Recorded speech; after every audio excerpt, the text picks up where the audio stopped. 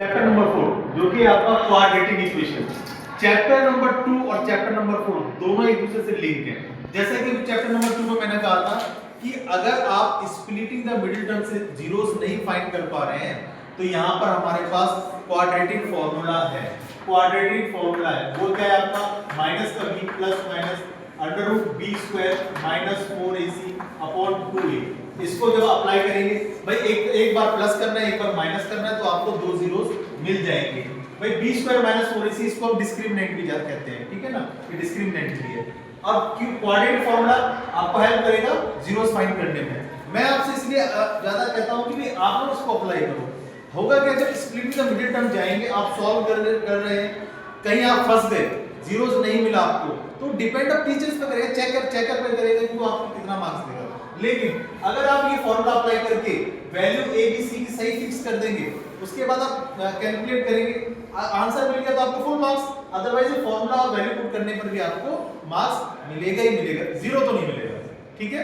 जबकि splitting the middle term में तो गारंटी नहीं है कि वो कितना मार्क्स कितना आप सही करते हैं, ठीक है जी। और ABC निकालना आपको आना है और स्टैंडर्ड फॉर्म जो कि मैंने आपको डिस्कस किया चैप्टर नंबर 2 में। अब आगे देखिए इसमें दो ही कॉन्सेप्ट, एक तो आपका क्वाड्रेटिक फॉर्मूला, दूसरा है आपका डिस्क्रिमिनेंट। डिस्क्रिमिनेंट को कैपिटल D से रिप्रेजेंट करते हैं और ये आपका होता है b स्क्वायर माइनस 4ac।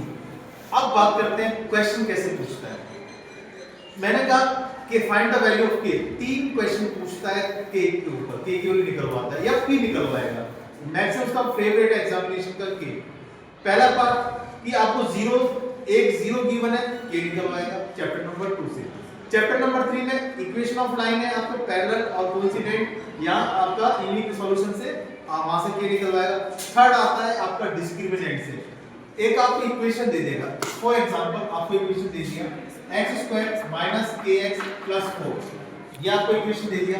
कहेगा इट हैज इक्वल जीरो या कहेगा it has distinct real root, it has no zero, ठीक है, नो रियल जीरो, ठीक है, नो रियल रूट, ऐसा कह देगा तो आपको हिंट मिल जाएगा किस चैप्टर से पूछ रहे हैं। लाइंस की बात हो तो चैप्टर नंबर 3 से, अगर रूट की बात हो रही है कि भाई इसका इक्वल रूट है या आपका रियल डिस्टिंक्ट रूट है या नो रियल रूट है तो आप समझ जाना ये डिस्क्रिमिनेंट की बात कर रहा है।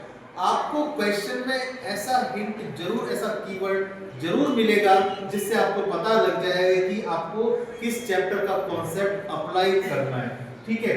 अब यहाँ पर तीन कंडीशन निकल के आती है जैसे कि आप जानते हैं अगर d आपका जीरो है तो भाई आपका इक्वल रूट होगा, रियल होगा।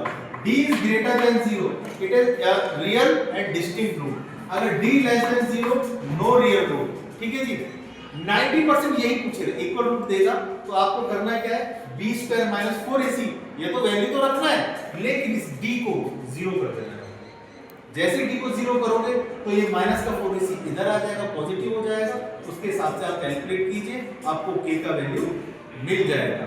और दूसरा आपका ये आपका है क्वाड्रेटिक। इसके बाद जो क्वेश्चन पूछ लेता वर्ड प्रॉब्लम उसमें तो आप जब ही कर पाएंगे जब आप प्रैक्टिस ज्यादा से ज्यादा करेंगे। लेकिन इतना है आप इतना करेंगे तो यहां से भी कम से कम 4 से 5 आप बना सकते हैं, ठीक है जी।